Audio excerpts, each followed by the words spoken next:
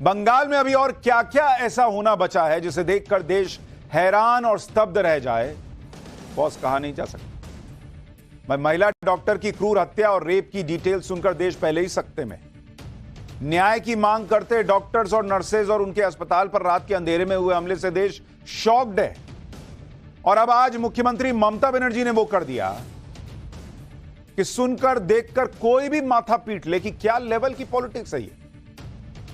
मतलब देश ने ऐसा कभी नहीं देखा कि एक राज्य की मुख्यमंत्री अपने ही राज्य में हुए भयानक अपराध में जवाबदेही न तय करते हुए खुद न्याय की मांग करने के लिए सड़क पर उतर गई। आप देखिए ना, आज तक आपने देखा होगा कि विपक्ष सड़क पर उतरता है, मांग करता है। यहां ममता बनर्जी मांग कर रही हैं सड़क पर उतरकर न्याय की। किससे? ममता बनर्जी ने तो आज पॉलिटिकल स्टंट के मामले में केजरीवाल को भी पीछे छोड़ दिया भाई। कोलकाता रेप और मर्डर कांड में खुद ममता बनर्जी आज सड़क पर उतर गई। इसकी वजह कलकत्ता हाईकोर्ट में आज जो फजीहत हुई है वो है, या सीबीआई जांच में आज जो निकला है वो है, या कुछ और, ये आपको डिटेल में आगे बताऊंगा। लेकिन पहले यह देखिए कि सबसे बड़ा और बेसिक सवाल यह है कि ममता बनर्जी प्रदर्शन कर किसके खिलाफ रही हैं? ममता बनर्जी न्याय मांग किससे रही है बॉस?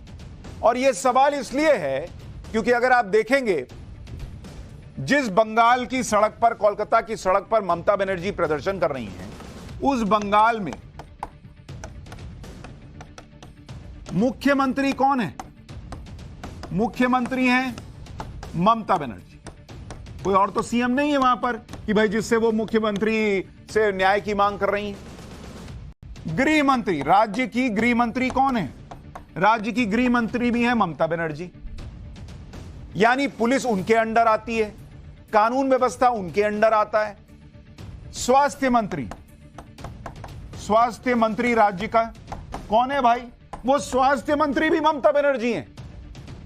यानी जिस अस्पताल में कांड हुआ वो अस्पताल भी ममता बनर्जी के अंडर आता है। तो मुख्यमंत्री ममता बनर्जी, गृह मंत्री ममता बनर्जी, स्वास्थ्य मंत्री ममता बनर्जी। तो भैया इस्तीफा मांग किससे रही हैं आप?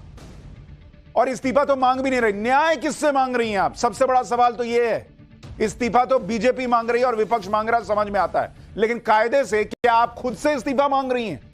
ममता बनर्जी सड़क पर उतरकर खुद अपने आप से इस्तीफा मांग रही हैं क्या? भाई अजब लेवल की पॉलिटिक्स है।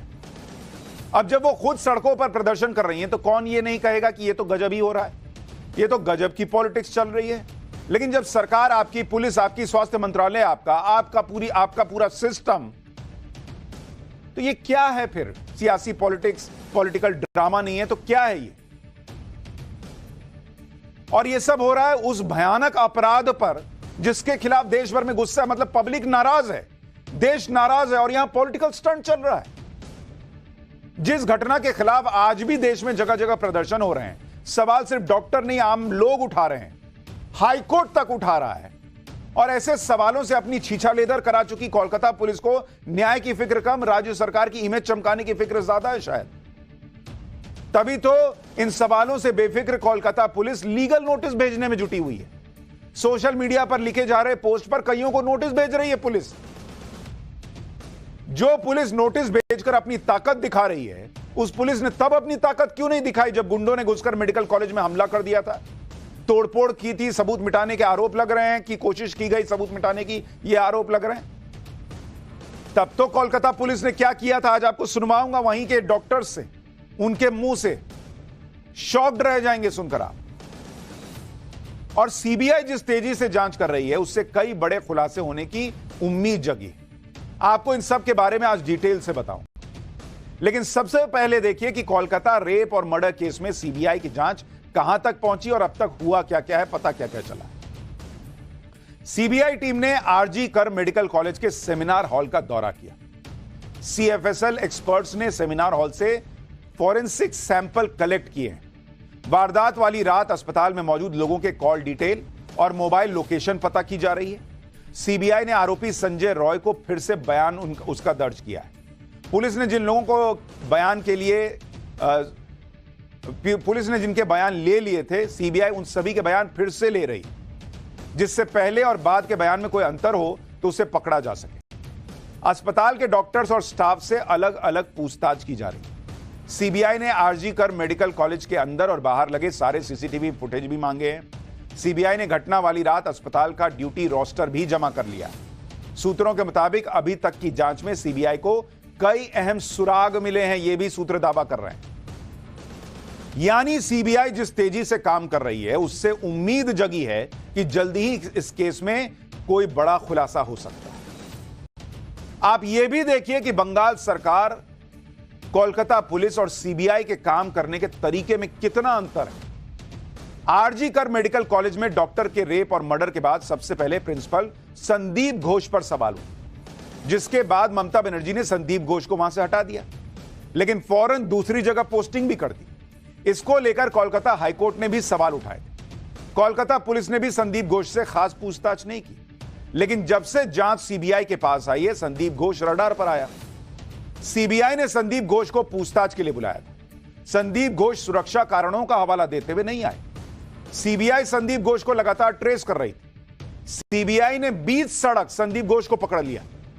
यह फर्क है सीबीआई की जांच और कोलकाता पुलिस की जांच में। बीच सड़क पकड़ लिया संदीप घोष को और संदीप घोष के साथ सीजीओ कॉम्प्लेक्स में पूछताछ की सीबीआई। यह है सीबीआई के काम करने का तरीका। संदीप घोष आरजी कर मेडिकल कॉलेज के प्रिंसिपल थे, लेकिन घटना के बाद संदीप घोष ने जिस तरह से काम किया उस पर सवाल खड़े हुए। कोलकाता हाईकोर्ट ने तो जमकर फटकार भी लगाई थी। इस पूरे मामले की जांच के लिए सीबीआई लेटेस्ट टेक्नोलॉजी का भी इस्तेमाल कर रही है। आज सीबीआई की टीम आरजी कर मेडिकल कॉलेज में गई थी। सीबीआई की टीम के पास 3D लेजर स्कैनर था। देखिए उनके पास जो काला सा बॉक्स आपको दिख रहा है वो 3D लेजर स्कैनर लेकर वो लोग आए थे, जिससे घटना स्थल यानी सेमिनार हॉल का डिजिटल ब्लूप्रिंट, ये देखिए ये है डिजिटल ब्लूप्रिंट, इससे तैयार होगा। इससे 8 और 9 अगस्त की रात किस तरह से घटना हुई उसे समझने में मदद मिलेगी। यह फर्क है कोलकाता पुलिस की जांच और सीबीआई की जांच।